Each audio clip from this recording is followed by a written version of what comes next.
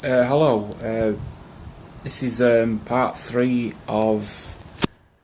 Oh, I bet I'm covering the mic again, aren't I? I've noticed I do that quite a lot. Right, make it in my hand.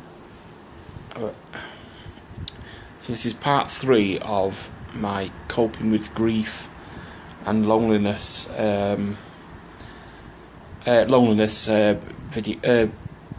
Videos after losing somebody we love, or I love in my case. And in part two, I mentioned that I was going to talk about some signs I had of Cassie coming through, letting me know that she was okay. After let me just hold this a bit better because it's awkward in my hand. Right, hang on. Yeah. Some signs I had. I basically what happened. Yeah. In part two, I said that I'll tell you about one sign I had in particular that was really special to me, and if you were to believe what happened, it would make you feel make you, oh, it would surprise you how really special it was. It was really, oh, never mind. Right, I'm just gonna go on and talk about it. Basically, it was the day of the funeral, and to go back a couple of days before that, I think it was 2 days before that, my son was here, and I was in the kitchen, and I was having a mini breakdown. He was unaware of it. If he sees this video now, Liam, I was in the kitchen, I was having a mini breakdown. I didn't want you to know because, you know, I know you said you were there for me, but as parents, we want to act like we're in control. And anyway, I was in the kitchen, and I was having this mini breakdown, and I was saying, not too loud, I was saying, please, Cassie, give me a sign that you're okay, that you're there.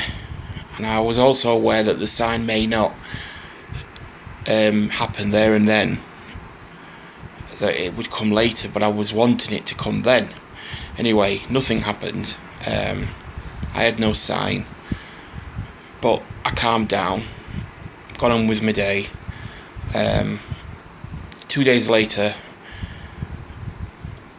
just before we went to the funeral, we all decided, I was with Cassie's family, and we all decided to go to a bookshop. And it was Cassie's sister who'd come up from the Isle of Wight, who said that she wanted to visit this particular bookshop. Cassie loved bookshops. If she went into a bookshop, she had to leave with a book about cats. I totally forgot all about that. I was just in there. All I was thinking about was the funeral. I was worried sick about how I was going to react, and about having to read this obituary thing out, and I was worried sick about it all, because I just wanted to make the day as realistic as I could for Cassie, without losing control, and not doing the best I could for Cassie, because she deserves it. Anyway, so right. Let me carry on. So the sign. This is when the sign happened. We were in the bookshop, and Cassie's sister Shirley, she'd picked something. I think she'd picked a book, or she'd not picked a book. I walked towards the front of the shop. I was ready to leave, and I stopped in my tracks, looked to my right, looked down to my right, straight to a book, picked it up, took it to the till, and bought it. I sort of realised it was a book about cats, and at that time as well, I thought to myself, oh, Cassie would like this. I didn't look at the name. I just, I can't explain what was going through my head. Picked up the book, little book, with cats on the front, took it to the till, bought it, walked out the shop. Now, this is the sign. That was the beginning of it there. I mean, that's not in itself is nothing major. It's nothing amazing. What is amazing is what happened next. I'd bought this book. I had not looked at the name. I just knew it was about cats. There was 100 or so books maybe about cats in front of me. I picked up this one book in particular. Now, after the bookshop, we'd all decided. Well, Cassie's mum had decided that we were all going to go to a cafe across from this place. I'd never been in this place called Gisborough before. I never knew the name of the cafe the cafe we were going to. We crossed the street, walked towards the cafe. I saw the name, and the cafe's name was the Cat's Whiskers, and it struck me as unusual. I looked at the book I'd just bought, and the book was called The Cat's Whiskers. Now, this is exactly what Cassie would have done. If Cassie was there that day, she would have been jumping about,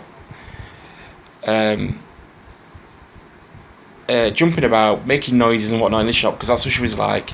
She'd have seen the book, she'd have seen the cafe, and she'd have said, "Oh, I'm buying that, look, Cat's Whiskers." That's what she was like. And to me, there was my sign straight away. I saw the cafe, walked in, had the book in my hand, took it out of the wrapper, and I couldn't believe my eyes. The book was called The Cat's Whiskers as well. I never picked that book for that reason,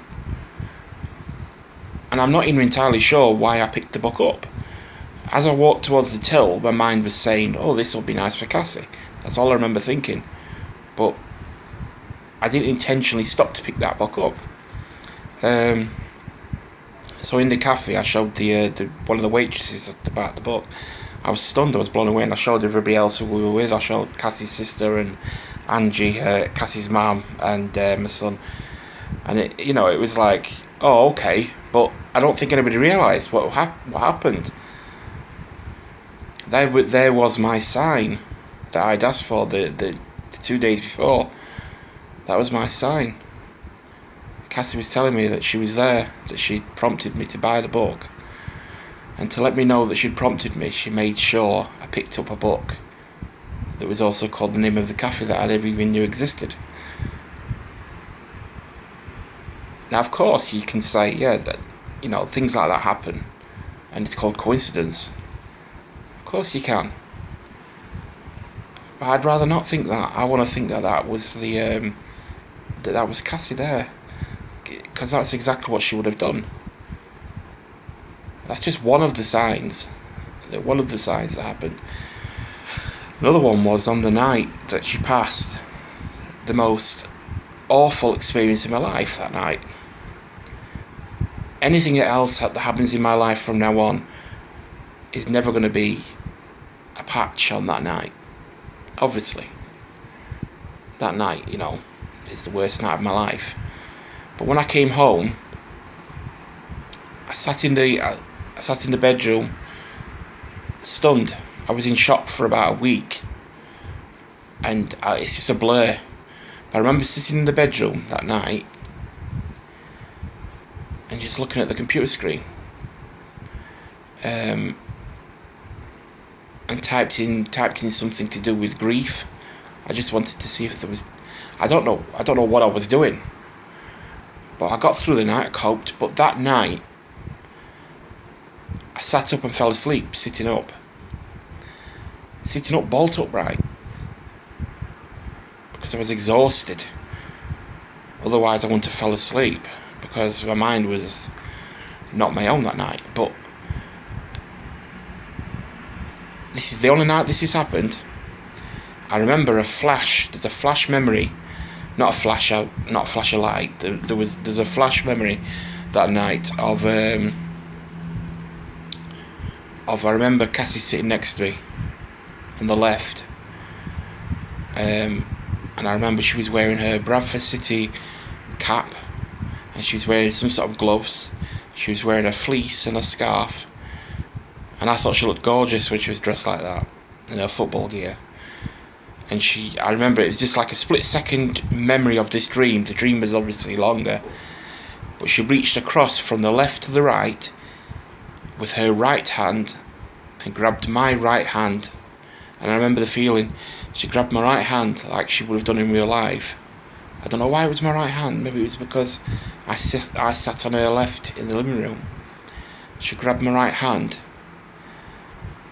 Because for me, when we held hands, that was magical. I still miss that. Really miss that now. Just holding her hand was amazing. Excuse me, I even get upset talking about it. But she reached across and grabbed my right hand, and I remember it in the dream. And she never said anything. I just remember the affection. And there's the other sign. A lot of people say that the first night that somebody they love passes, they always say that there's visitations and whatnot. Well, that was a visitation that night. She visited me and let me know she was okay. I'm just glad that Cassie never suffered for any length of time. I'm glad that she never spent months in anticipation of thinking of dying. Then that's a blessing that never happened. I'm glad that she never had some sort of wasting disease, because Cassie was the life of the party, so I'm glad that she never suffered. When I say glad, it's a strange word to say, isn't it? I'd rather her be here. I will say I've been talking to somebody, a lady friend. I've been talking to a lady friend, and I feel guilty. She's lovely, and I feel guilty. We're just friends, but my state of mind, I feel really guilty. And I feel guilty because she's lovely. And basically that's it. But I'll just leave a quick message for anybody who's going through grief and has come to this video. Look for the signs, look for the little signs. You may not have any signs, but ask for, if you're going through grief now, ask for signs. Ask for a sign from your loved one that they're okay. You may receive something, you may not. That doesn't mean that they're not okay. Of course not. Everybody's different. Some people may not be as in tune with this. I don't think I'm in tune with. I don't think I'm psychic by any stretch of the imagination. But I think the sign I had with the book. You don't have to be psychic to experience that, do you? So basically, yeah. If I'm going to go into part 4 and talk a lot more about grief, but I just wanted to cover that experience that I had. That's never going to leave me. That's going to be with me for life. That experience. Sorry about shaking the phone like this all the time. And just take care. Be kind to yourself. Don't be hard on yourself if you're going through grief. Okay. Bye.